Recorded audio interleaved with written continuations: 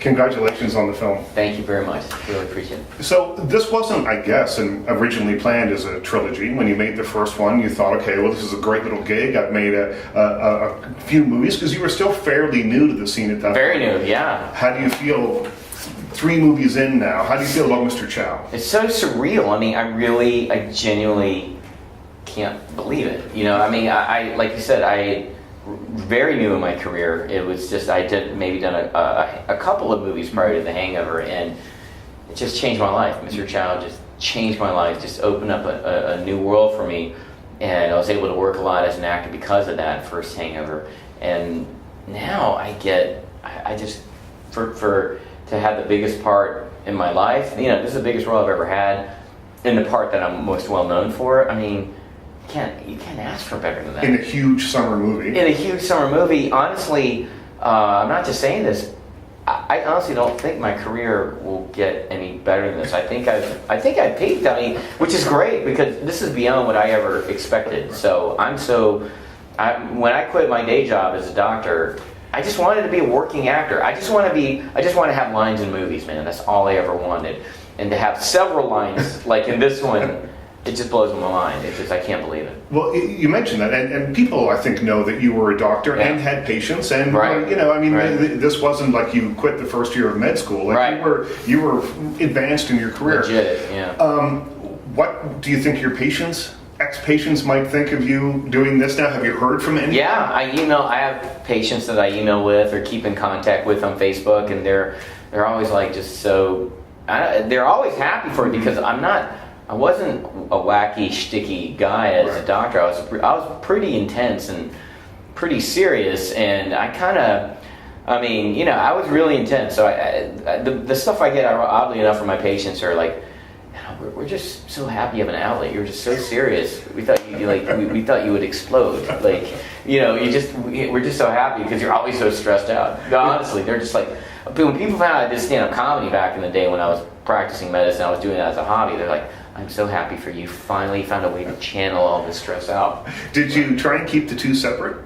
Yeah. The two worlds? Yeah, I mean, I wasn't trying to keep separate like Clark Kent separate. You know, it was just like, it was my hobby, it was my golf. You know, I look at stand-up comedy as my golf. It was a way for me to kind of keep up with the intense hours of medicine. It was like work hard, play hard mentality. Yeah. Now, Mr. Chow is an extreme character, and I wonder a couple of things. Why do people love him so much, do you think? Because this is a character, when you think of the Hangover movies, I can name from each of the movies 2 Mr. Chow moments that make me laugh to this day. So what is it, do you think, that Mr. Chow brings to these movies that people like? Because he's not really on the surface a completely likable guy. No, he's a villain with a sense of humor. I think he's a villain who likes to laugh. Right. And like I think the best way to describe Chow is in the first movie, where his bodyguards have like guns pointed at the Wolfpack, and Zach Galifianakis' character falls out of a car, and you know he's about to threaten the Wolfpack lives, and then he goes, "Fat guy fall down." So funny. So there's a whole extended run of that in the movie that wasn't shown, where I was explaining to the fact that I was laughing because he was fat earlier, like the previous night. Right. So it was my second time acknowledged that he's fat and he's funny. I was explaining to my bodyguards, in comedy, that's what you call a callback. So I was explaining to my bodyguards why comedy is so important in life, and why it's important to laugh at something like that. I think that, to me, makes me laugh, because he's just, like you said, an unlikable villain with an amazing sense of humor. Now, is there anything as a comedic actor that you won't do? Is there a line, even if it's Todd Phillips, who handed you this amazing part, is there a line that you would say, I'm not crossing that? Because in this movie, I mean, there's stunts involved, there's nudity involved, there's, I can't even, Mr. Chow's a big character, bigger than the other 2 movies in this film, and you do lots of insane things. Is there anything that you would say, I'm not going to do that? No. I mean, honestly, I'll consider anything. Yeah. You know, I mean, just because I feel like Chow is limited by people's imaginations. You know, it's as wide as the open sea. That's why Mr. Chow, and I'm not saying this because I'm promoting the movie, is my favorite character, because the spectrum of imagination of that character is so wide. I mean, you could just have him.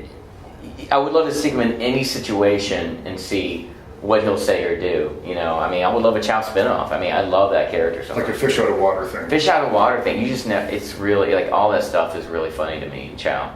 Yeah. Ken, thanks so much. Thank you. And congratulations. Thank you so much. Thanks for the kind words too. Thank you. Yeah. Thank you. So just bring the tapes to the Lydia. I By will. the computer in the